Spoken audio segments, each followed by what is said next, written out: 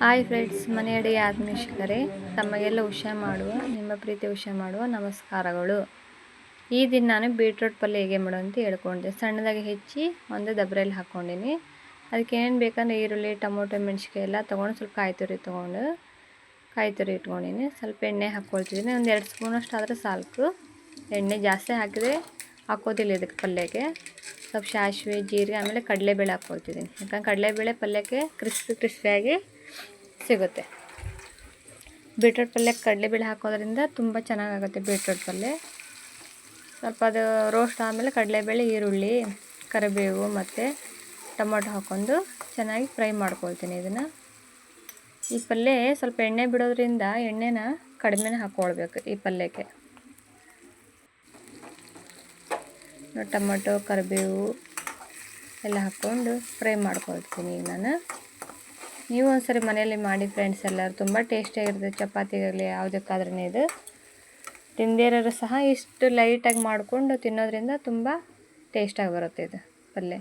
ಸ್ವಲ್ಪ ಅರಿಶಿನ, ಖಾರದ ಪುಡಿ ಮಾತ್ರ ಇದಕ್ಕೆ ಸ್ವಲ್ಪನೇ ಹಾಕ್ಕೊಳ್ತೀನಿ. ಜಾಸ್ತಿ ಖಾರ ಆಗಿದ್ರೆ ಅದು ಸ್ವೀಟ್ ಇರುತ್ತಲ್ಲ ಬೀಟ್ರೂಟ್, ಹಾಗಾಗಿ ಖಾರ ಸ್ವಲ್ಪ ಕಡಿಮೆ ಹಾಕ್ಕೊಳ್ತೀನಿ, ಟೇಸ್ಟ್ ಬರುತ್ತೆ.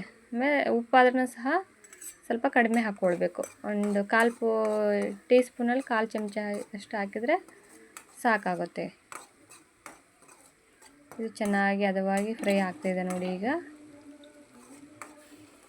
ಎಣ್ಣೆ ಬಿಟ್ಕೊಂಡ್ಮೇಲೆ ಮೇಲ್ಗಡೆ ನೆಕ್ಸ್ಟ್ ಹೆಚ್ಚಿಟ್ಕೊಂಡಿರುವಂಥ ಬೀಟ್ರೂಟ್ನ ನಾನು ಹಾಕ್ಕೊಳ್ತಿದ್ದೀನಿ.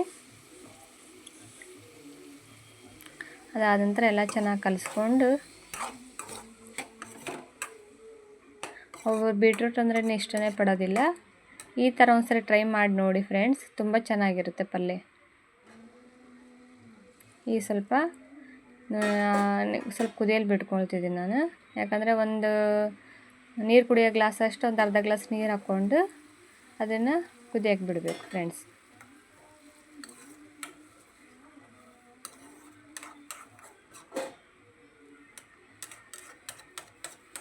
ಒಂದು 5ರಿಂದ 10 ನಿಮಿಷ ಕುದ್ರೆ ಸಾಕ್ರಿ ಫ್ರೆಂಡ್ಸ್. ಇದೆಲ್ಲ ಜಾಸ್ತಿ ಕುದಿಯೋಂಥ ಅವಶ್ಯಕತೆ ಇರೋದಿಲ್ಲ.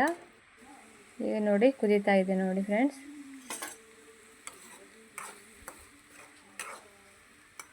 ರೆಡಿ ಆಗಿದೆ ಪಲ್ಯ ಈಗ ಕುದ್ದು. ಇದಕ್ಕೆ ಲಾಸ್ಟಿಗೆ ನಾನು ತುರಿದಿಟ್ಕೊಂಥ ಕೊಬ್ಬರಿ ಮತ್ತು ಕೊತ್ತಂಬರಿ ಹಾಕಿ ಚೆನ್ನಾಗಿ ಇನ್ನೊಂದ್ಸರಿ ಚಮಚದಲ್ಲಿ ಕಲಿಸ್ತೀನಿ. ಸ್ವಲ್ಪ ಗುರಾಳ್ ಪುಡಿನ ಹಾಕ್ಕೊಳ್ತೀನಿ. ಮನೆಯಲ್ಲಂತ ರೆಡಿ ಮಾಡಿ ಇಟ್ಕೊಂಡಿರ್ತೀನಿ ಗುರಾಳ್ ಪುಡಿ, ಸ್ವಲ್ಪ ಉಪ್ಪು, ಆಮೇಲೆ ಖಾರದ ಪುಡಿ, ಗುರಾಳು ಸ್ವಲ್ಪ ಹುರಿದು ರೆಡಿ ಮಾಡಿ ಪೌಡ್ರ್ ರೆಡಿ ಇರುತ್ತೆ ಮನೆಯಲ್ಲಿ. ಅದನ್ನ ಹಾಕಿ ಚೆನ್ನಾಗಿ ಎಲ್ಲ ಮಿಕ್ಸ್ ಮಾಡ್ತೀನಿ ನೋಡಿ ಫ್ರೆಂಡ್ಸ್. ನೋಡ್ತಿದ್ರೆ ತಿನ್ಬೇಕಂತ ಅನಿಸುತ್ತೆ, ಹೌದಲ್ವಾ? ಈಗ ರೆಡಿಯಾಗಿದೆ ಬೀಟ್ರೂಟ್ ಪಲ್ಯ ನೋಡಿ ಫ್ರೆಂಡ್ಸ್. ಚಪಾತಿನ ಮಾಡಿದ್ದೆ ನಾನು ಇವತ್ತು. ಚಪಾತಿ ಜೊತೆ ಬೀಟ್ರೂಟ್ ಪಲ್ಯ ರೆಡಿ. ಸ್ವಲ್ಪ ತುಪ್ಪ ಹಾಕ್ಕೊಂಡು ತಿಂತಿದ್ರೆ ತುಂಬ ರುಚಿಯಾಗಿರುತ್ತೆ ಬೀಟ್ರೂಟ್ ಪಲ್ಯ. ನೀವು ಒಂದ್ಸರಿ ಟ್ರೈ ಮಾಡಿ ನೋಡಿ.